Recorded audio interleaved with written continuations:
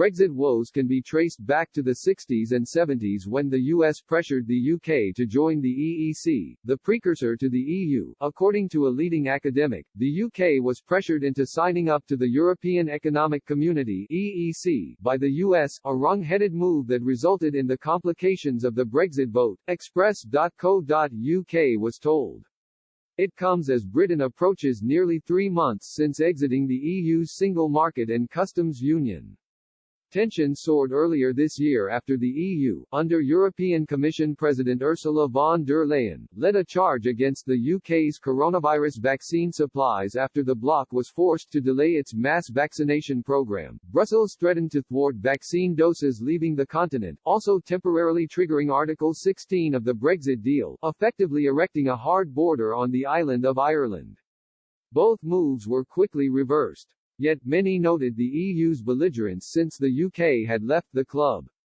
Britain officially became a part of the bloc on January 1, 1973. Then Conservative Prime Minister Edward Heath signed the Treaty of Accession a year earlier, cementing what would be a tumultuous 47-year relationship. Robert Toombs, the renowned British historian, noted the myriad reasons for the UK's signing up. Among the most prevalent, Westminster's fear that its place on the global stage was declining. He said this was far from the case, however.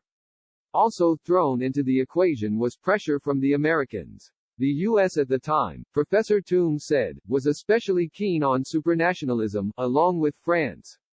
It saw the UK as a bridge between itself and Europe, and Britain was happy to work as the mediator between the two, in the process buffing up its own stake in the world.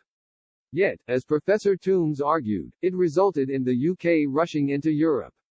He said, on the whole Britain always wanted a trading agreement with that was then the EEC, but the first application we made was to have a free trade agreement, which is funnily enough what we've ended up with now, but the French turned it down.